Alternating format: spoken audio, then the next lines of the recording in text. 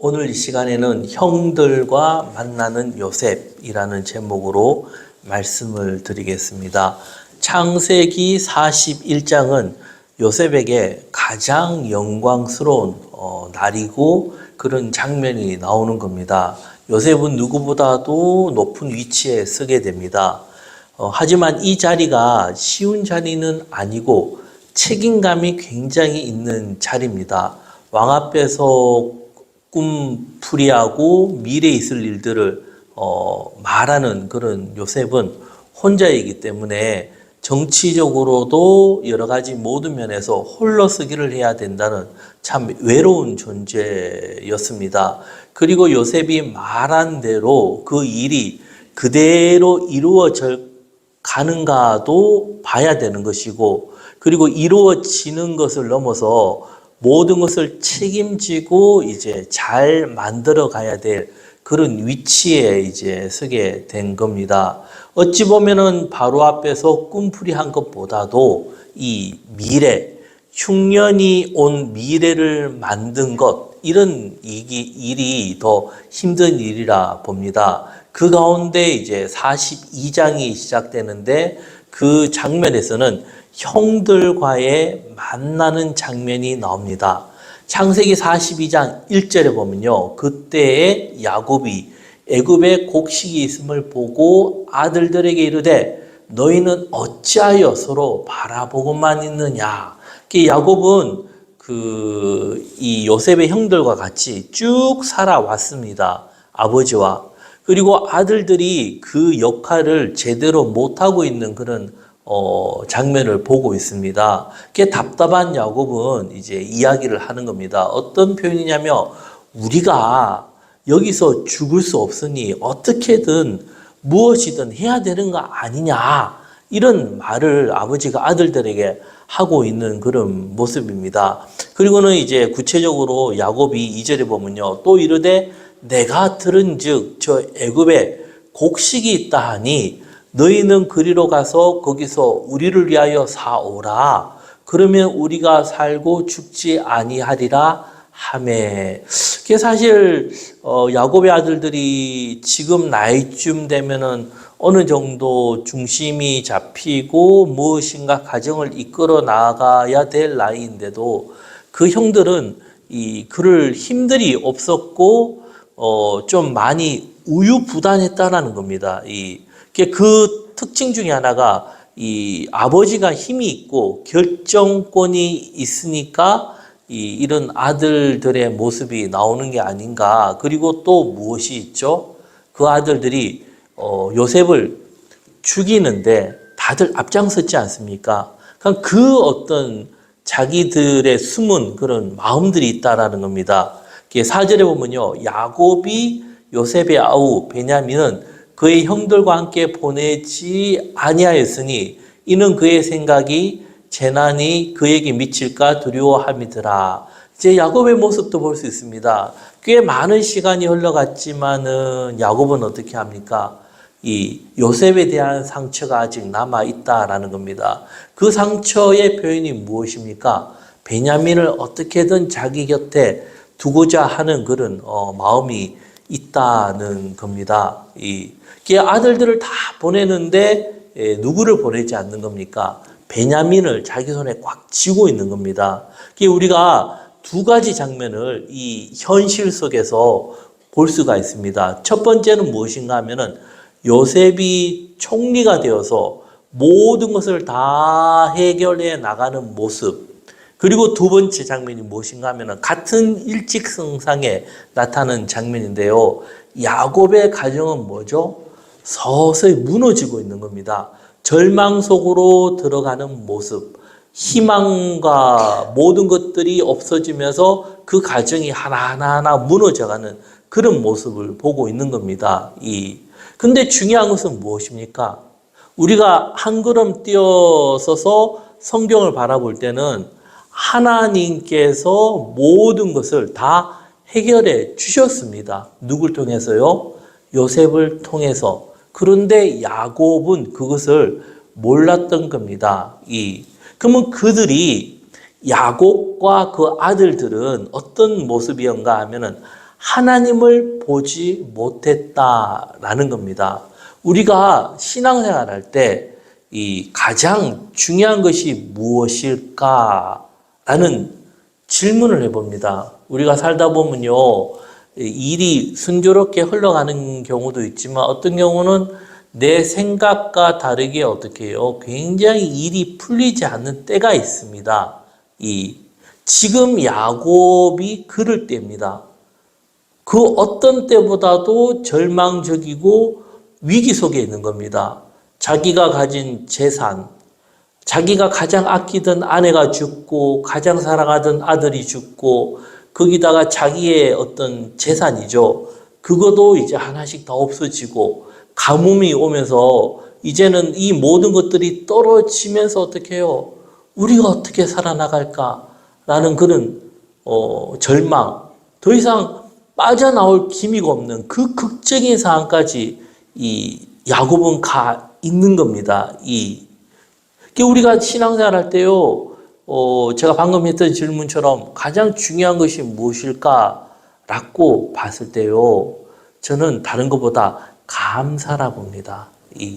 왜 그런가 하면은, 하나님께서 나에게 생명을 주셨고, 그리고는 뭐요, 생명이 살아갈 수 있도록 해 주신 것. 그런데 우리의 모습 어떤 모습입니까? 우리가 살아갈 때 부족한 것 뿐인 것처럼 보이는 겁니다. 모든 것들이 부족한 것. 차고 넘치도록 주어도 뭐죠? 끝없이 부족하다, 부족하다, 부족하다 말하는 게 사람들의 본성이고 특성이라는 겁니다. 자연을 보면요, 우리가 뭐라 하죠? 자연을 봤을 때, 우리가 감사를 할 때 하루에 한 번이라도 무엇인가 하면은 감사를 하는 게 중요하다라는 겁니다. 그만큼 우리 심령이 어떻게 해요? 하나님을 믿는다 하더라도 그 하나님을 믿는 게 아니라 무엇이죠? 내가 바라는 어떤 대상이 있다라는 겁니다. 근데 그렇게 하지 마시고 우리가 밖을 보세요. 자연을 보세요. 자연을 보면서 해와 달, 태양을 보면서요, 감사할 수 있는 마음, 하루에 한 번이라도, 참 그게 어렵습니다. 우리가, 제가 봤을 때, 그 전에 살던 포천에는 이 자연을 볼 때 가장 아름다운 것이 무엇일까? 제가 봤을 때요, 달이었습니다. 달. 달이 얼마나 큰지, 그 지역에서요. 그러면 여기에서는 무엇이 이쁠까? 아름다울까? 했을 때 제가 볼 때는 해가 지는 장면이에요. 붉은 노을. 여기에 그냥 쭉 사시면 그걸 잘 모릅니다. 제가 보면서요, 어떨 땐 태양이 딱 치는 그 모습을 보면서 와, 참 이쁘다. 그 붉은 색, 자연의 색 너무나 이쁘다. 현대인들은 이런 자연을 잘 못 보는 겁니다. 이게 참 안타까운 현실이죠. 우리가 하루에 한 번이라도 있죠. 이 천지를 창조하신 그 하나님의 자연을 보면서 감사할 수 있는 그 마음이 참으로 중요하다 그리 여겨집니다. 그리고는 이제 6절에 보면요. 때에 요셉이 나라의 총리로서 그 땅 모든 백성에게 곡식을 팔더니 요셉의 형들이 와서 그 앞에 땅에 엎드려 절하매 요셉이 보고 형들인 줄 아나 모른 체하고 엄한 소리로 그들에게 말하 이르되 너희가 어디서 왔느냐? 그들이 이르되 곡식을 사려고 가나안에서 왔나이다. 요셉은 그 형들을 알아보았으나 그들은 요셉을 알아보지 못하더라. 요셉과 형들과의 모습이 어떤 모습입니까? 이제는 완전 다른 모습입니다. 형들이 요셉을 팔 때는 형들이 이 요셉을 보기에는 요셉이 볼 때는 굉장히 힘이 있는 자신은 힘을 쓸 수 없는 그런 형들의 모습이었다면 시간이 흐른 지금의 모습 완전 반대입니다. 어떤 모습인가 하면 형들은 요셉을 쳐다보지도 못하는 그런 존재입니다. 요셉이 어떤 자입니까? 애굽에서 왕과 같은 자입니다. 그러면 다른 데서 온 사람이 그 앞에서 쳐다볼 수도 없는 그런 존재가 되었습니다. 요셉이 볼 때는 야, 이거는 상상도 못할 그런 일이었습니다. 그때 요셉이 9절에 보면요. 그들에게 대하여 꿈을 생각하고 그들에게 이르되, 요셉이 뭐라 하죠? 너희는 정탐꾼들이라 이 나라의 틈을 엿보러 왔다. 이런 말입니다. 요셉은요, 형들의 마음을 알고자 뭐라 하는 겁니까? 그 자리에서 이게 우리가 좀 상상을 해보면요, 이게 참 놀라운 말입니다. 요셉이 어떻게 됐든 그 형들 10명이랑 뭐 다른 무엇을 가져온지는 몰라도 그 작은 식구들이 있는데 거기에서 최고로 높은 자가 그들과 정면으로 마주보고 있습니다. 이게 수많은 사람들이 요셉에게 왔지만 요셉이 그 사람들을 다 봤겠습니까? 그렇게 보기는 요셉도 한계가 있습니다. 이게. 근데 어떻게든 형들을 봤고 요셉이 그 자리에서 딱 서서 하는 말이 뭐죠? 너희는 정탐꾼이다. 이 말은 무슨 말이죠? 잘못 오해받으면 전부 다 죽을 수 있는 그런 말입니다. 이게요. 그 최고의 권력자가요. 정탐꾼이다 하는 한마디는 어떻게 해요? 언제든지 주위에 있는 사람들이 죽일 수 있는 동기가 되는 그런 말입니다. 지금으로 말하면요. 간첩으로 오해받는 말이죠. 이게 굉장한 말입니다. 형들은요. 어떻게 얘기하죠? 우리는 정탐꾼이 아닙니다. 배가 고파서 곡식을 사려고 왔는데 당황을 하다 보니까 있는 그대로 말이 나옵니다. 12형제인데 그 한 명은 아버지와 함께 있고 한 명은 죽었습니다. 그래 얘기하는 겁니다. 그 죽은 동생이 누굽니까? 요셉이죠. 자기 앞에 서 있는 그러니까 이제 요셉이요. 그 말을 그대로 이어가면서요. 15절에 보면요.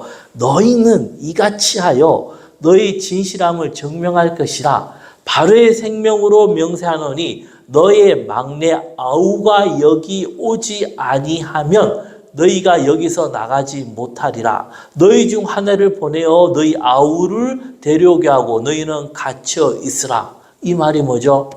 다 감옥에 들어갈 한 사람만 보내줄 테니까 그 한 사람이 아우 데리고 와라.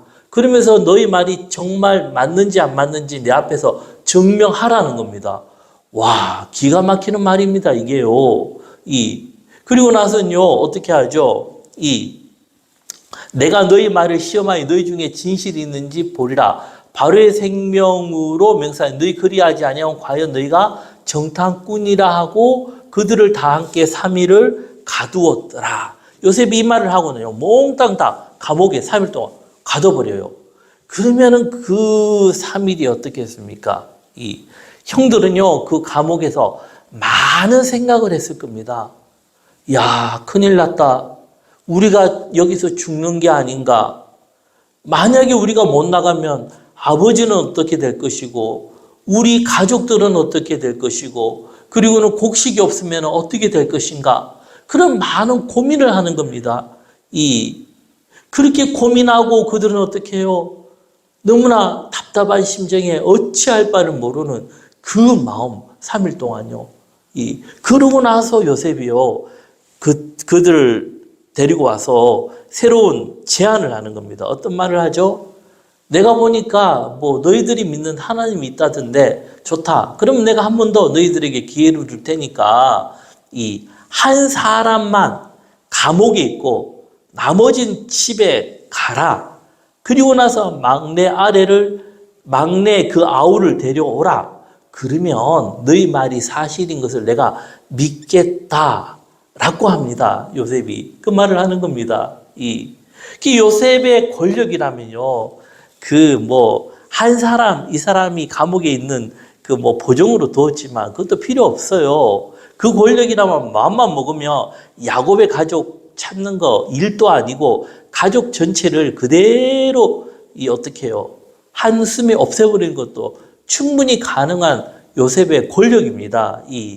이때 형들이 어떻게 해요? 그 정도는 알겠죠. 이게 자기들이 어떻게 되는지는 몰라도 너무나 억울하다. 우리가 이러지 않았는데 그러면서 이야기를 하는 겁니다. 그 이야기를 하는데 그 이야기가 기가 막힌 말이거든요. 21절에 어떤 말을 하냐면 그들이 서로 말하되 우리가 아우엘로 말미암아 범죄하였도다. 그가 우리에게 애결할 때 그 마음의 괴로움을 보고도 듣지 아니하였으므로 이 괴로움이 우리에게 임하도다. 이게 뭐죠? 요셉 앞에서 요셉 이야기를 하는 겁니다. 그리고 이제 이 창세기를 형들의 이야기를 쭉 읽어보면요, 형들이요 요셉을 죽였지만은 죽인 건 아니고 팔았지만 죽인 거나 똑같죠. 그 일평생 그 무거운 마음을 들고 가는 겁니다. 이게 형들의 마음이에요. 이게 또 나오는 겁니다. 그러니까 그들이 뭐죠? 우리가 우리 아우 죽인 것에 대해서 벌 받는 거다. 이거는 정말 벌 받는 거다. 이러는 겁니다. 여기에서 우리가 볼 수 있는 게요. 죄는 뭐죠? 무겁다는 겁니다. 무거운 것을 넘어서 죄는 무섭다라는 겁니다.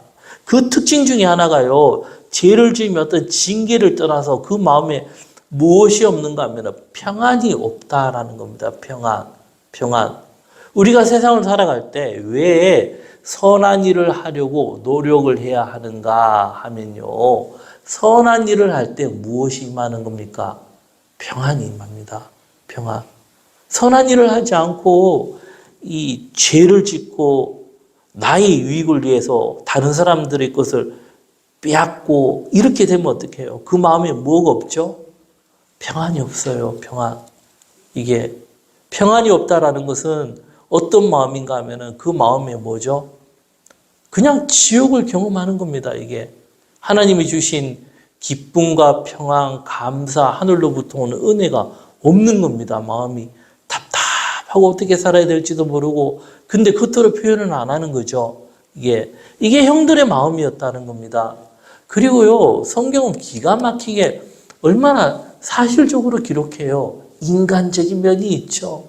그대로 기록을 하는 겁니다. 우리가 여기서 두 가지를 볼 수가 있는데요. 무엇인가 하면은 첫째는요, 내가 억울한 일을 당했을 때요. 좀 그런 비합리적이고 억울한 일을 당했을 때 그 사람을 용서해 주는 게 필요합니다. 이게 어렵습니다. 자, 왜 그런가 하면 그 일을 오래 생각하게 되면 어떻게 되냐면 악으로 간다는 겁니다. 악으로. 그렇기 때문에 하나님의 도우심을 바라면서요. 그 사람을 용서해 주려고 노력을 해야 되는 겁니다. 아니면 마음으로부터 빨리 떠나도록 해야 된다는 겁니다.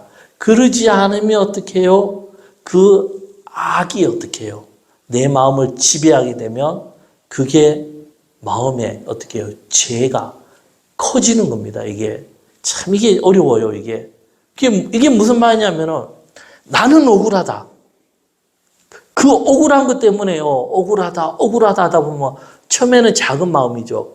그 악이 점점 커지면 어떻게 해요? 그것이 나를 병들게 하면서 나를 무너지게 해버린 겁니다. 그럼 어떻게 해요? 그 억울한데 또 무너지고 또 무너지고 또 무너지고 악순환의 연속이라는 그런 말이죠. 그런 말들을 하죠. 왜 자꾸 이런 일들이 생기는가? 그게 왜 그런가 하면은 그 마음에요. 자꾸 안 좋은 마음을 품다 보면 그게 악이라니까요. 이게 내 마음을 다스리는 거, 이게 참으로 중요합니다. 잠언 16장 22절에 보면요, 23절에 보면 노하기를 더디하는 자는 용사보다 낫고 자기 마음을 다스리는 자는 성을 빼앗는 자보다 낫다 했습니다. 그만큼 마음을 다스리는 것, 이게 아주 중요하다는 겁니다. 그리고 두 번째가 무엇인가 하면 선을 행하고자 노력하는 것. 이게 무엇인가 하면 가까운 가족, 친족들에게 우리가 지혜로운 마음으로 도와주는 이 선을 행하는 게 참 중요합니다. 그리고 같이 일하는 무리들, 공동체에 있는 사람들에게요, 따뜻하게 배려하고 그들을 도와주기 위해서 그들의 아픔, 상처, 약함을 이해하고 도와주려 노력하는 그런 마음이 중요하다는 겁니다. 이런 마음속에 뭐가 자라는 겁니까? 예, 선한 속에 하나님의 평강이 임한다는 겁니다. 근데 그러지 않으면요, 어떻게 해요? 그게 또 악으로 간다니까요, 이게요. 기가 막히는 겁니다. 근데 형들은 어떻게 해요? 죄를 짓고 나서 그 죄의 열매가 평생을 따라 갔는데, 인생 자체가 다 무너진 겁니다. 하지만 요셉은요, 이 두 가지를요, 극복을 했습니다. 형들의 잘못을요, 빨리 잊어버린 겁니다. 그죠? 후에 그 눈물이 용서를 해주지만은, 그를 극복을 했다니까요. 악으로 치우치지 않았다니까요. 그리고 그것에 매이지 않았기 때문에 요셉으로 될 수 있었습니다. 모든 어려움을 이겨냈던 그 원동력이 됐던 겁니다. 그리고 요셉이요, 더 위대한 것은 선을 행했다는 겁니다. 창세기 47장 13절부터 이렇게 그 내용이 짧아요, 짧은 내용이지만 그 내용을 볼 때요, 애국과 가나안 땅에 기근이 너무 심해지니까 그 일을 해결하는 장면이 나오는데 요셉이 일을 처리하는 장면이 놀라운 겁니다. 그 중심을 보면요, 그 내용이 이들은 돈을 가져오고 짐승을 가져오고 땅을 가져오고 그리고도 없으니까 자기들이 그냥 종으로 팔겠다 이거예요. 우리가 죽느니 차라리 당신들의 종이 되는 게 낫겠다 하면서 가져오는데 이게 뭐죠? 요셉은 합법적으로 가져오는 겁니다. 근데 중요한 게 이겁니다. 뭐죠? 정당한 대가를 충분히 치러주고 가져오는 겁니다. 자세히 보면 그런 장면이 보입니다. 이게 보통 우리가 뭐 사업을 얘기할 때 어떤 말을 하죠? 싸게 가져와서 비싸게 파는 것이 많은 이익을 남긴다고 하죠. 예. 그런데 중요한 게 뭐냐면은 요셉은요, 가뭄으로 인해서 그 가치들이 어떻게 해요? 얼마 되지 않은 가치, 양식이요. 얼마나 뛰었겠습니까? 어마어마하게 부르는 게 값입니다, 이게.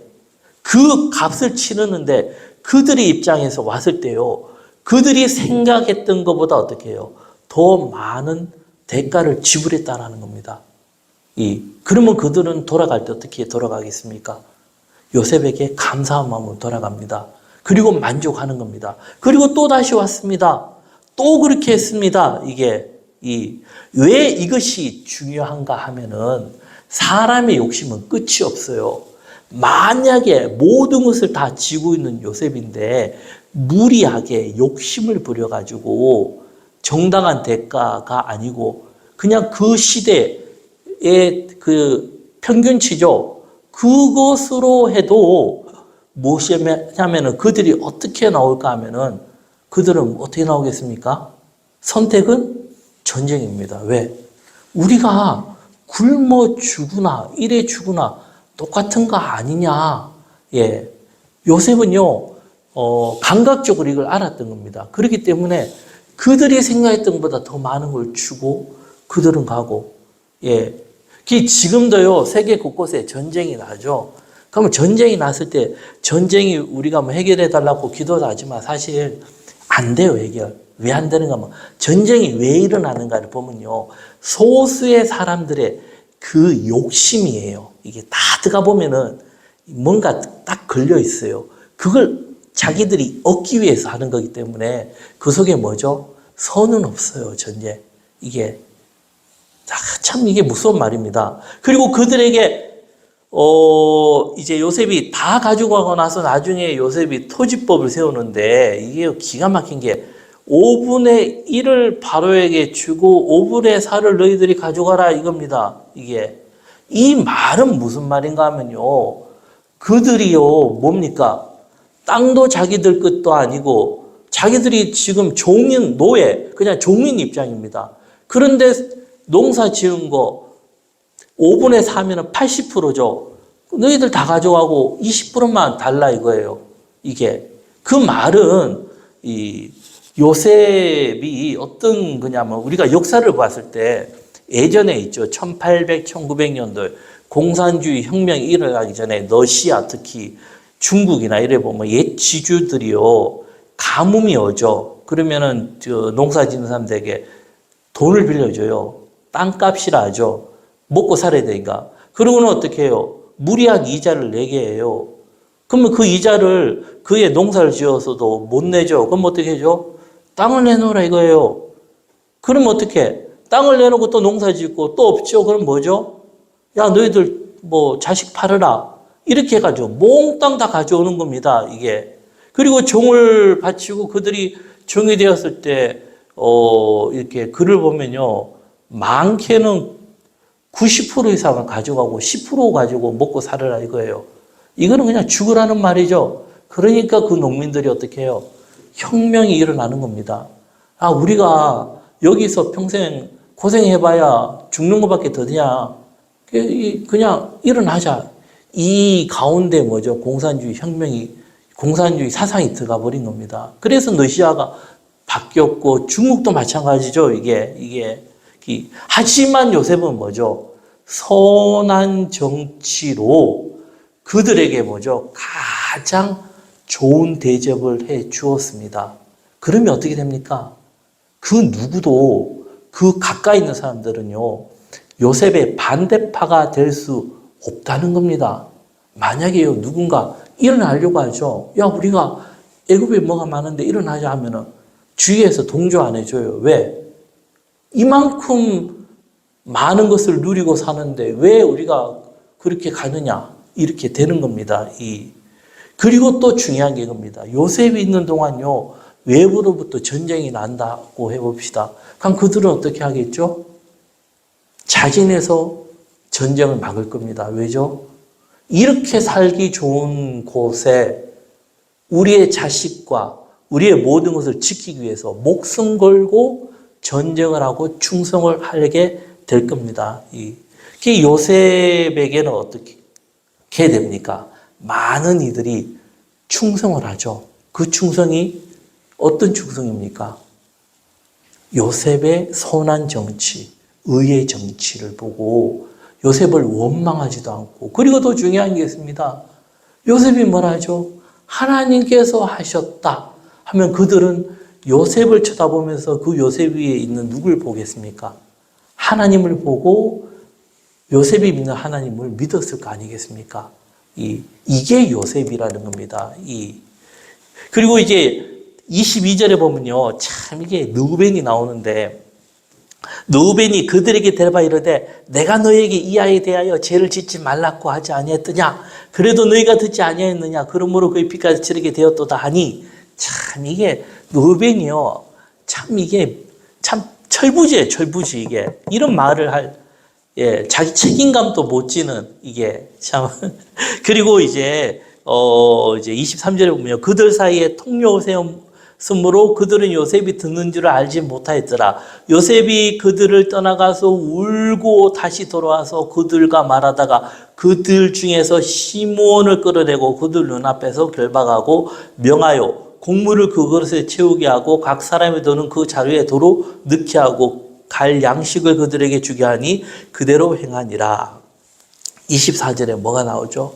요셉의 눈물이 나오는 겁니다. 이게 요셉이요, 강인함과 있지만 눈물의 요셉이었다는 겁니다.